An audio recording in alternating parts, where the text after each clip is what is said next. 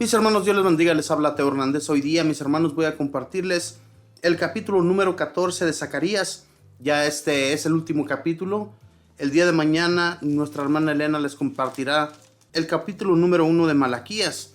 Y comenzamos con ese libro. Así es que pongamos mucha atención, pues, mis hermanos, y abramos el corazón y el entendimiento a la palabra de Dios.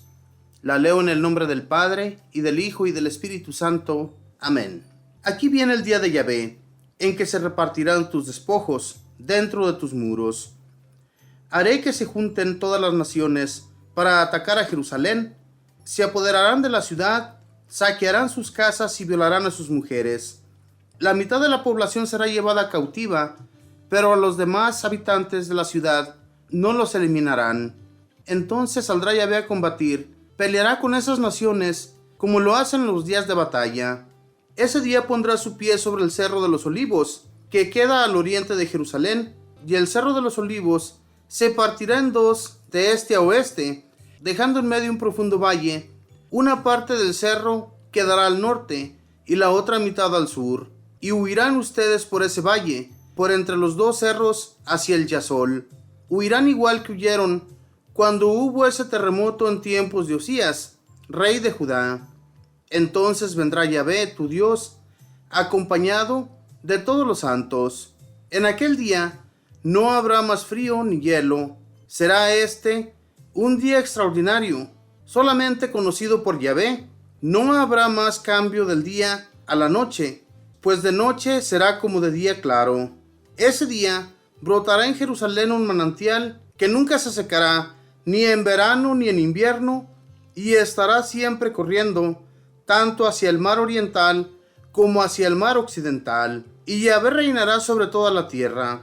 Él será el único, y único será su nombre.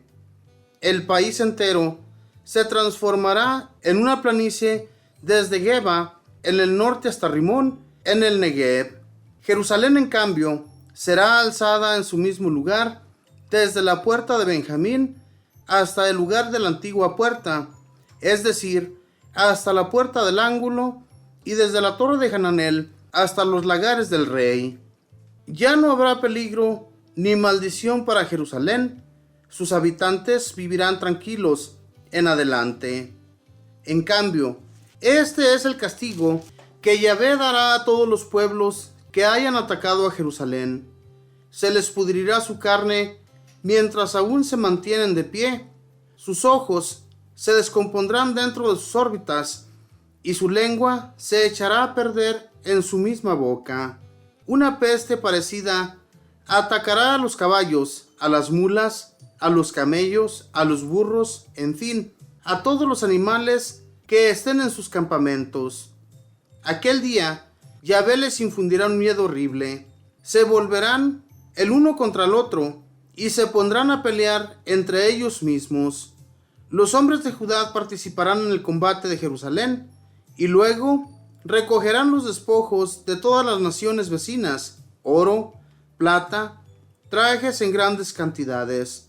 Después de esto, los sobrevivientes de todos los países que declararon la guerra a Jerusalén vendrán anualmente a adorar al rey, Yahvé de los ejércitos, y a celebrar la fiesta de los tabernáculos.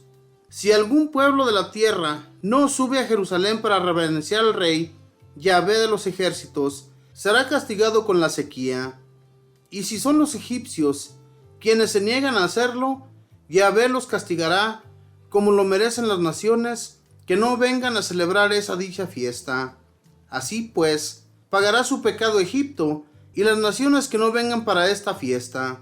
En ese día, hasta los cascabeles de los caballos llevarán escrito: consagrado a Yahvé. Las ollas del templo de Yahvé serán tan sagradas como las copas que se usan para esparcir la sangre ante el altar.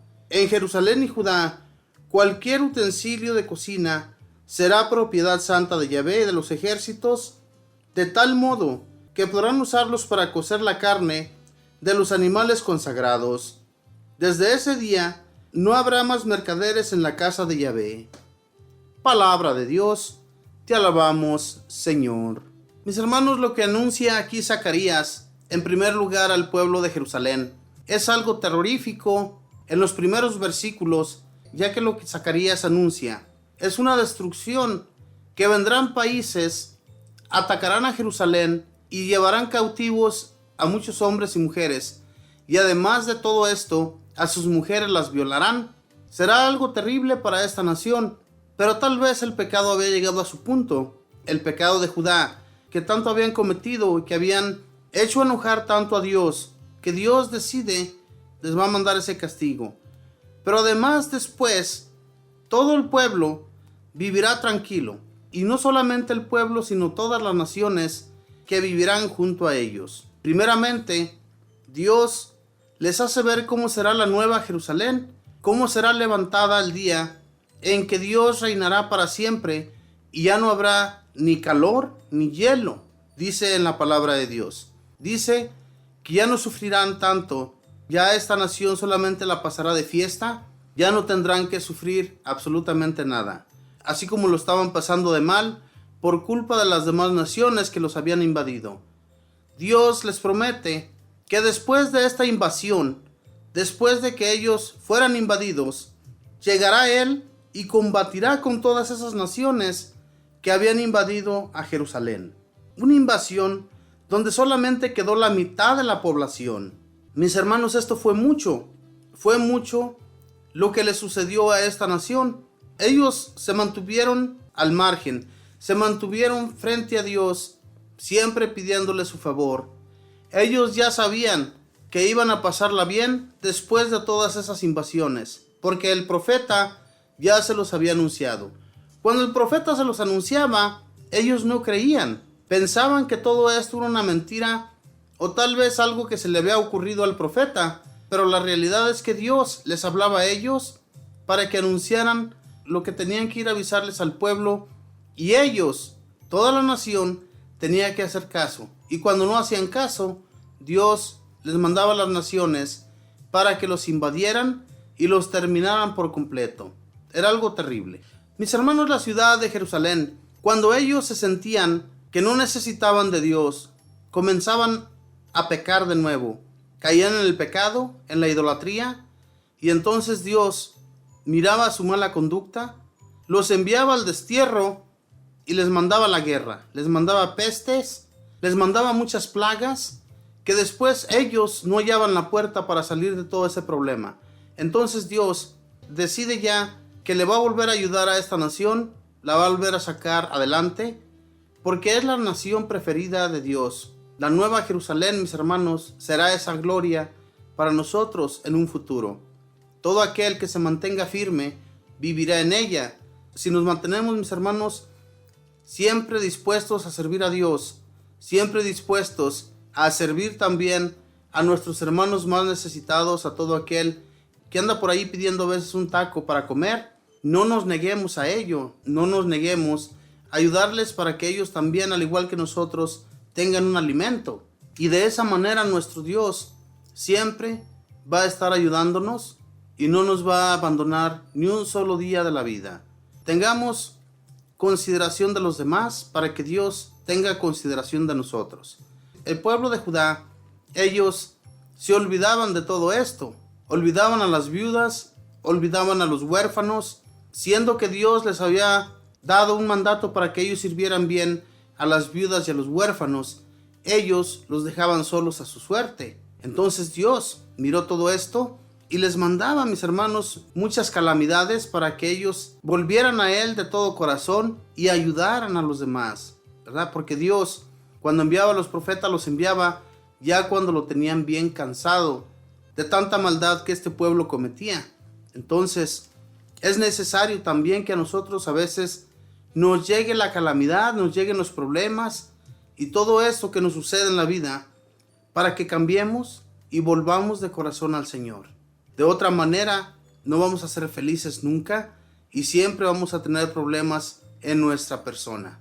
Busquemos de Dios de todo corazón para que el día que se nos llegue a nosotros, ¿verdad?, de ir y estar presentes ante Él, tengamos que decirle que sí nos merecemos estar en su reino.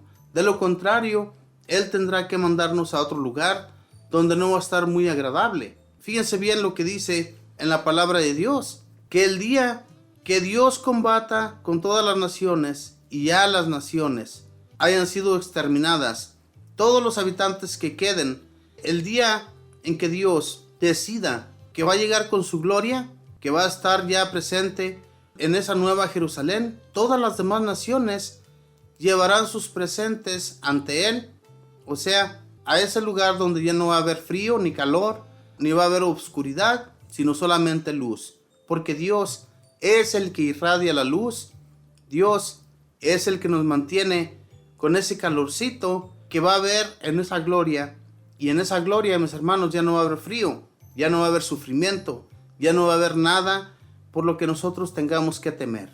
Esta es una profecía, mis hermanos, muy lejana para todos nosotros. Tal vez llegue el día de mañana, tal vez se tarden algunos 20 años más, o tal vez una eternidad, no sabemos. Solamente Dios es el que sabe cuántos años más o en qué día el Señor se decide en venir de nuevo y darnos la salvación que Él nos promete. Tengamos pues fe y confianza en el Señor, portémonos bien y vayamos por el buen camino. Que Dios les bendiga, que pasen un feliz día.